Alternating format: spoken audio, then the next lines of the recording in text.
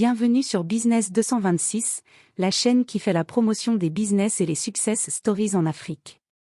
Si tu es nouveau ici, abonne-toi et active la cloche de notification car sur cette chaîne YouTube on parle et on partage des idées de business très inspirants que vous pouvez mettre en place afin d'augmenter vos revenus, grossir votre compte bancaire et même atteindre la liberté financière.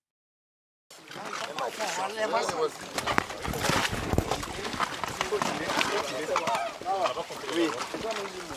Bon. Dis-moi bien.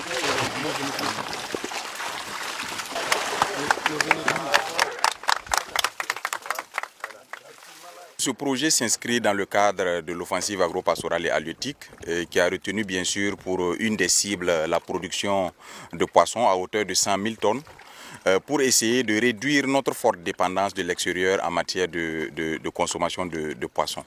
Il y a le premier essai qui a été fait à Samandeni qui est très concluant. Nous allons faire dans quelques jours la récolte au niveau de Samandeni des premières cages. Et ici, il était question de dupliquer le même modèle en vue d'accroître bien sûr le volume de la production et très rapidement en matière de poissons, mais surtout également de créer de l'emploi. Parce que l'approche, à la différence de Samandeni, l'approche ici au niveau de Bagré se fait à travers des financements par le fonds Dumoukafa qui a été mis en œuvre, il vous souviendra, il y a de cela quelques mois, par le gouvernement, bien sûr pour soutenir l'ensemble des initiatives en lien avec la production agro-pastorale.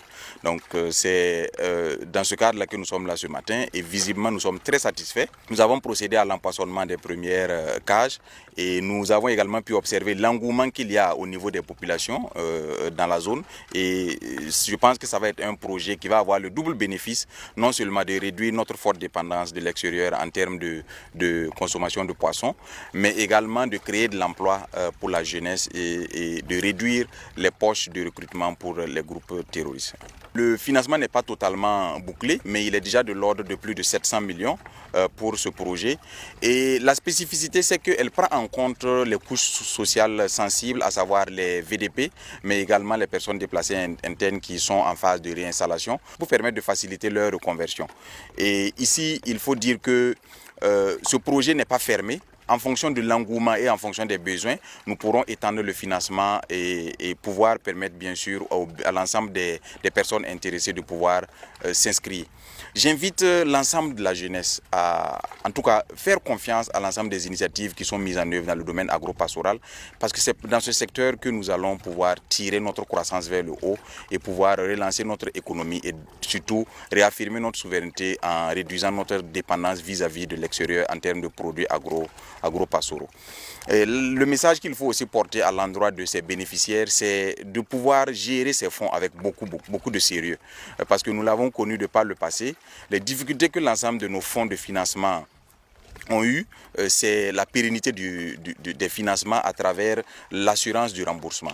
Et donc ici, nous avons fait en sorte d'être assez transparents dans le mécanisme de sélection et de faire en sorte que ce soit des personnes qui soient vraiment engagées et impliquées qui puissent être bénéficiaires.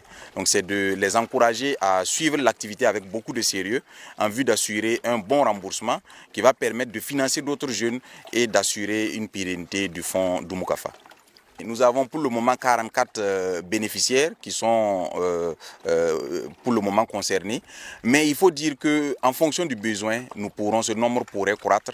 Et c'est également une phase témoin, une phase pilote pour encourager d'autres personnes, même si ce n'est pas dans le cadre du financement du fonds Dumoukafa, des acteurs privés qui seraient intéressés par la production de poissons sur le plan d'eau de Bagré, à venir s'y intéresser, s'y mettre.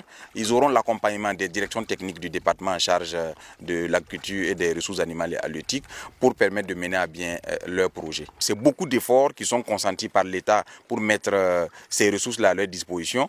Et je le leur ai dit sur la berge, nous comptons sur leur sérieux et sur leur engagement personnel à assurer un suivi régulier et un suivi rapproché de l'ensemble des investissements qui ont été faits ici, mais également leur engagement personnel à assurer un remboursement des fonds qui ont été mis à leur disposition. Cela va permettre à d'autres Burkinabés d'être bénéficiaires de cet accompagnement. Et je pense que cela va également assurer la pérennité du financement du fonds Doumboukafa, qui est un fonds sur lequel, bien sûr, nous comptons beaucoup pour assurer une souveraineté alimentaire au Burkina Faso. Je pense qu'il faut faire confiance au gouvernement pour l'ensemble des initiatives qui sont en train d'être mises en œuvre dans le cadre pour l'atteinte de l'autosuffisance alimentaire.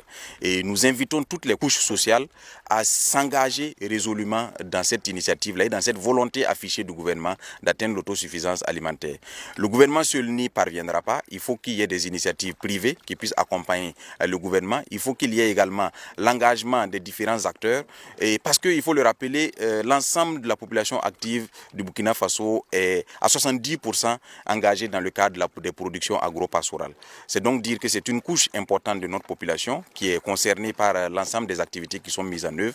Et nous sommes pour le moment en tout cas satisfaits des résultats auxquels nous sommes parvenus au jour d'aujourd'hui et dans l'ensemble des initiatives qui ont été mises en œuvre pour atteindre l'autosuffisance alimentaire. Et il y a de bonnes perspectives et je pense que le gouvernement également soutient, met tout en œuvre pour soutenir les projets qui sont déroulés dans ce cadre-là. Et je pense que l'avenir est prometteur. Un appel également à notre jeunesse, c'est de s'engager dans le domaine agro-pastoral. C'est un domaine qui est porteur, c'est un domaine qui est créateur d'emplois et c'est un domaine qui peut créer de la richesse pour notre pays et permettre aux jeunes d'être autonomes et de participer au développement socio-économique du Burkina Faso.